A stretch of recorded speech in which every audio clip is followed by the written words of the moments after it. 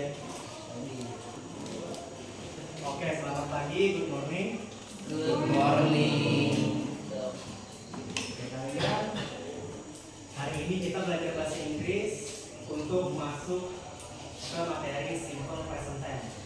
Ada yang tahu nggak simple present tense itu apa? Tidak tahu. Nggak ada yang tahu ya?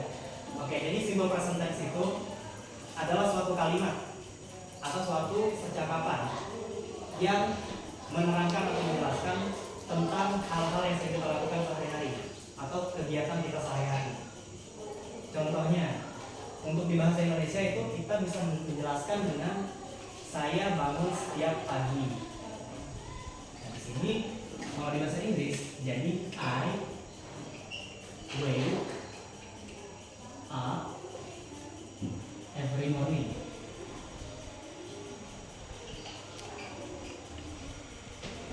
Nah, untuk dalam bahasa Inggris kan seperti ini.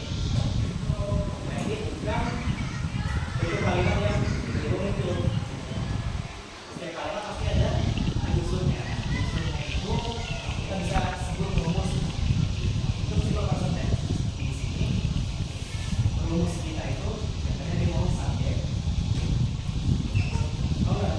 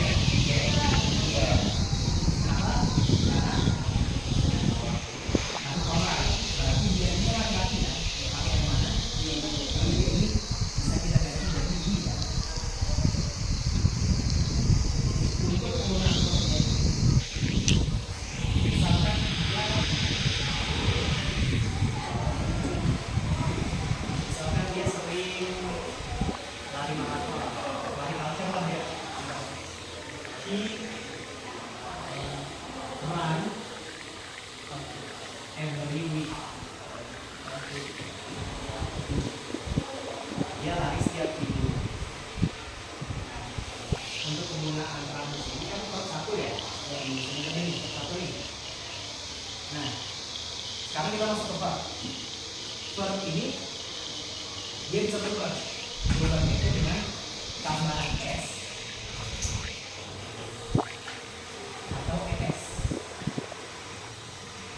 Itu perubahan verb. Kapan digunakan perubahan itu?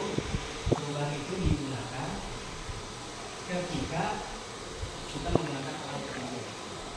Berarti di sini benar atau salah? Salah. Salah. Yang benar berarti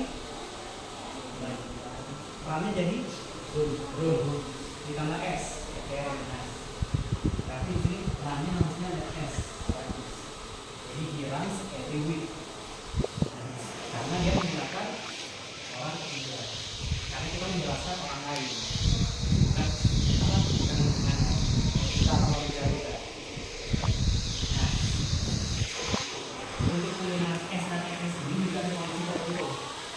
Untuk s itu kita bisa tambahkan seperti yang disini tadi. Kita juga tambah s aja.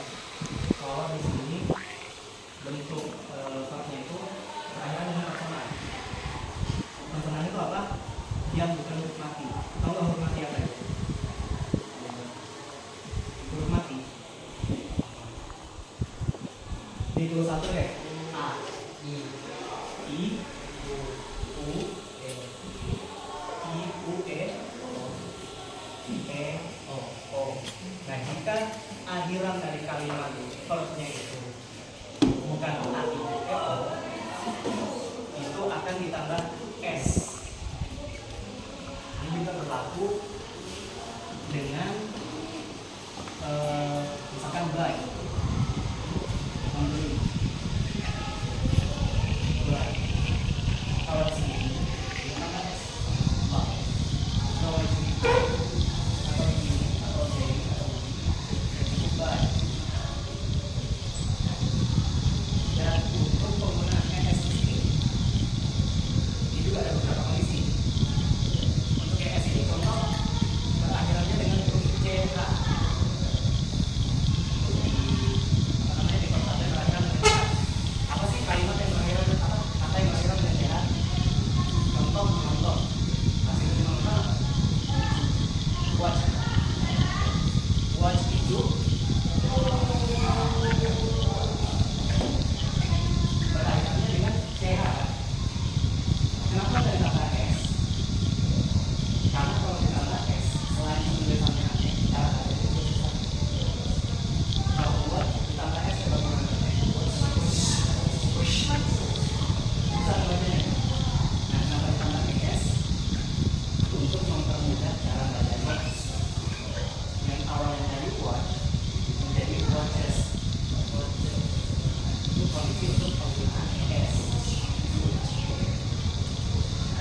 Tadi kan di sini kan ada A, I, U, E, O. Ini kan selain dari ini kita cukup tambah S kan. Untuk huruf konsonan itu ada pengecualian. Pengecualiannya itu di huruf Y sama X. Huruf Y. Huruf Y itu dia juga ada kondisi tertentu. Kalau di belakang Y ini huruf vokal yang dimana A, I, U, E, O, dia cukup ditambah S. Cukup ditambah S. Contohnya apa? Play. Cukup ditambah S. Play itu plays. Yang ini kita integrate by tadi. Barangnya kan kurang. Berarti huruf vokal. Berarti cukup ditambah S. Plus. Sedangkan kalau misalkan di belakang Y ini adalah huruf konsonan atau mati, dia berubah bentuk. Dia bukan cuma Y ditambah ES,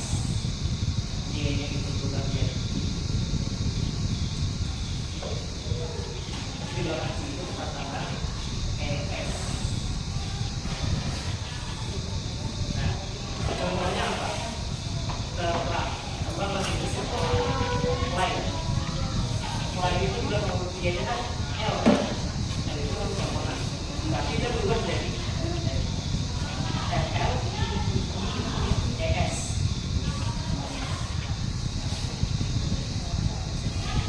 Ini juga untuk mempermudah pembacaannya.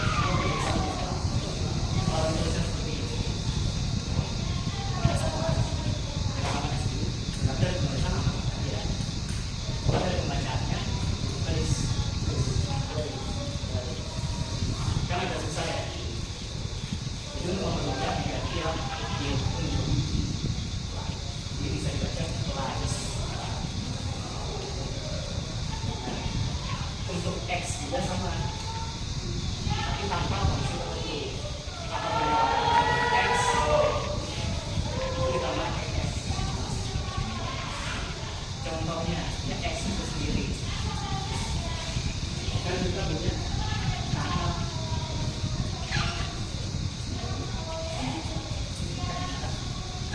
kita punya nama X nih. Tapi kalau nggak ada X, saya angkat.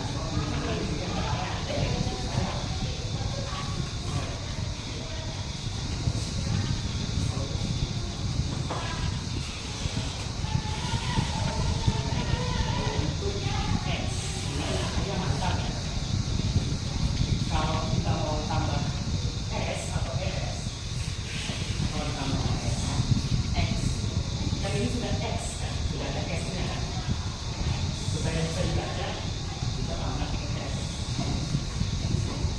Jadi access, akses. Sama juga dengan yang berakhiran S. Misalkan toss, melempar.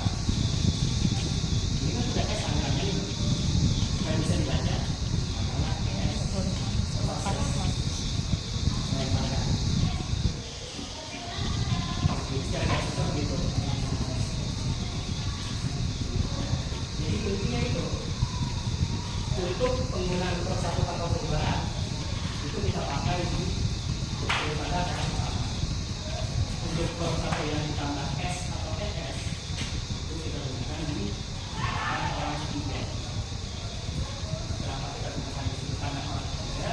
Karena ketika ada orang ketiga pasti sesuatu berubah.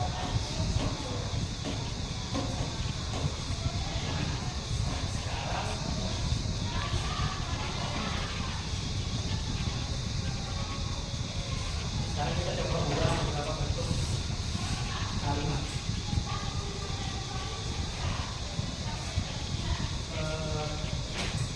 Saya taruh di sini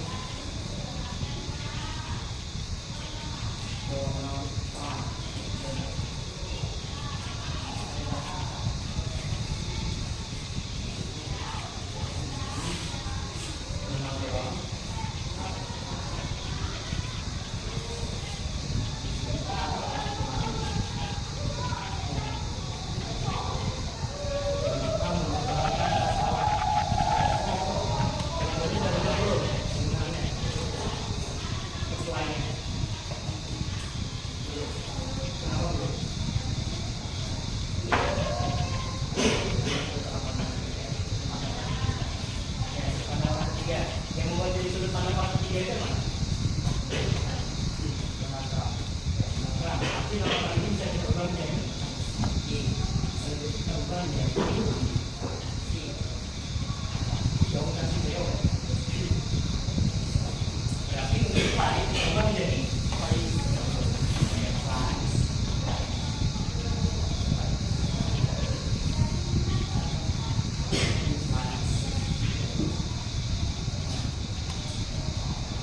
Untuk contoh kedua,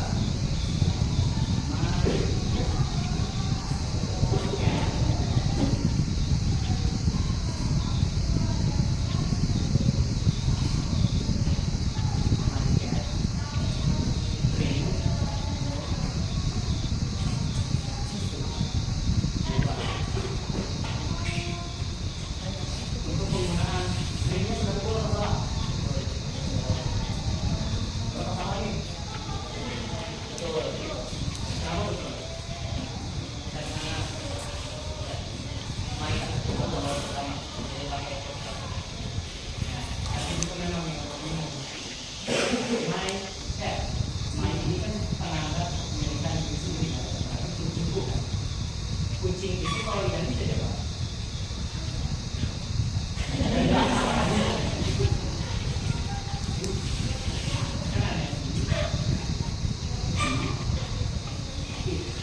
Iya, ini kan laki-laki.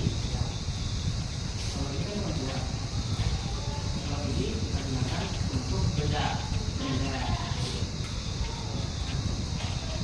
Untuk hewan juga bisa. Dan untuk mengganti